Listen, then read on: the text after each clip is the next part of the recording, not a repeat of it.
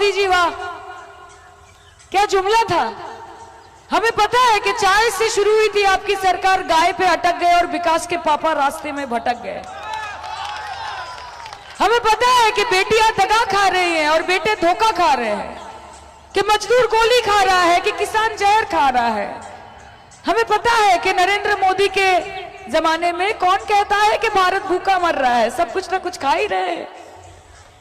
लेकिन हम सिर्फ आपको इतना बताना चाहते हैं मोदी जी की लड़ाई अभी खत्म नहीं, लड़ाई अभी शुरू हुई है। ये तो अभी ट्रेलर है, पिक्चर अभी बाकी है। और आप जो ये बंगाल के लोगों से डरते हैं ना कि इनका तो कोई पता नहीं, इतना कुछ समझाते हैं, इनको इतना हैरान करते हैं, इतना ईडी सीबीआई सब भेजते हैं, फिर भी बंगाल के लोग ममता बनर्जी को वोट देते हैं। ये डर हमको अच्छा लगा, ये डर हमें अच्छा लगा। ये जो बंगाल के लोगों से डरते हैं, ममता बनर्जी जी से डरते हैं, ये हमको अच्छा लगा। আমি আপনাদেরকে একটা কথা বলতে চাই, দেখুন এই লড়াই সায়নী ঘোষকে শুধু জেতানোর নয়, মমতা ব্যানার্জিকে জেতানোর নয়, এই লড়াই নিজেকে জেতানোর। আগামী দিন one nation one party one leader, এই ভয়াবহ পরিকল্পনা যে এক দেশ, সেই দেশের একটাই পার্টি ভারতীয় জনতা পার্টি এবং তার একটাই লিডার নরেন্দ্র মোদি, এটা গণতন্ত্র হতে পারে না।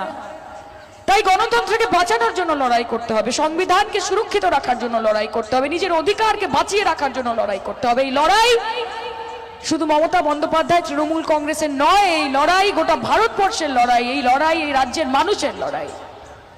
তাই এই লড়াই চোখে চোখ রেখে লড়তে হবে, এই লড়াই উদাত্ত কণ্ঠে জয় বাংলা বলে লড়তে হবে। বলবেন তো জয় বাংলা? বলবেন তো? আমি আপনাদের কথা দিচ্ছি, বিগত 63 দিন আমি প্রচার করছি 10ই মার্চ থেকে শুরু করে,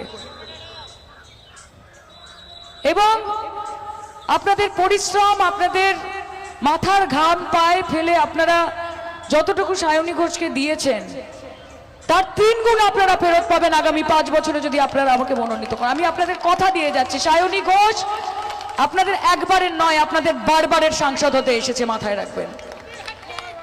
হ্যাট্রিক, হ্যাট্রিক হবে, কারণ খেলা হবে, বাংলার মানুষ খেলবে। তৃণমূল কংগ্রেস তো এবার গ্যালারিতে বসে থাকবে, বাংলার মানুষ এবার মাঠে থাকবে এবং বাংলার মানুষ একটার পর একটা গোল দেবে বিজেপিকে। তাদেরকে ভোট দিয়ে নিজের ভোট নষ্ট করবেন না, যারা সামনে বিজেপির বিরোধী এবং পেছন থেকে বিজেপির সঙ্গে হ্যান্ডশেক করে।